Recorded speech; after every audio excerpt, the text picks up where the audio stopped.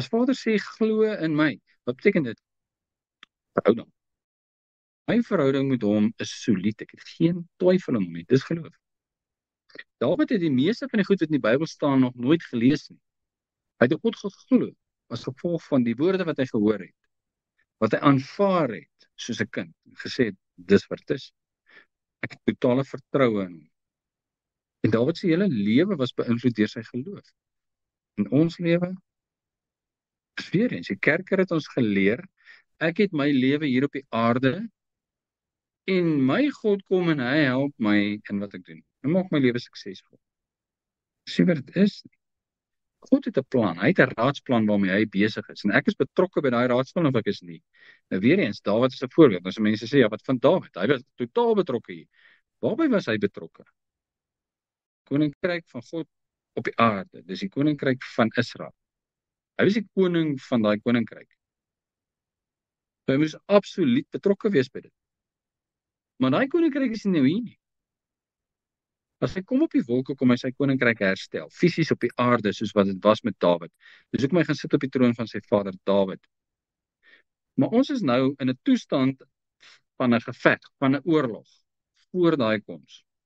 Daai oorlog gaan oor om die waarheid dood te maak, en ons taak is om daai waarheid te verdedig en te verkondig. Ons moet seker maak, daar's altyd waarheid wat uitsteek, dat as iemand sê ek soek waarheid, dat jy kan sien, aha, daar en daar en daar. En Yeshua sê, as ek kom, sal ek die geloof op die aarde vind. Waarvan praat hy? Dit, waarheid. Is dit daar? Of is daar net praatjies? Is daar net belydenisse? Maar waar is die waarheid? En nou kan jy ook sê, ek is nie betrokke nie, ek sit hier alleen. Niemand weet van my nie. Is 'n lig in 'n donker plek. Sal ek die geloof op die aarde vind? Ja, Vader, hier sit ek. Ek bly in Suidwes op 'n plaas, deur ver, ek sien bykans niemand nooit nie. Wat is ek werd? Hy is 'n lig wat skyn op 'n donker plek. En Yeshua kom terug en hy sê, daar is iemand met die waarheid in sy hart. Wat is dit al wat jy moet doen?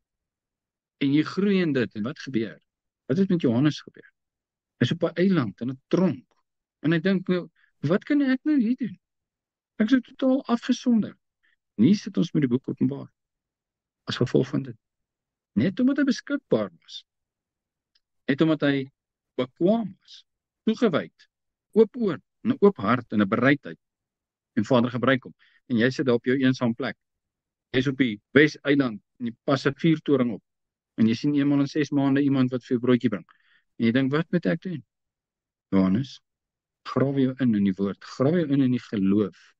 Die koninkryk van God is in ons hart. En ons is die liggaam. En hy gebruik ons oral. Op die snaakste plekke, wat ons nie kan dink nie. Wees net daar, sê ek weer, Johannes is op die eiland, en hy dink, verby, ek kan niks meer doen nie. Een van sy grootste getuienisse kom vandaag.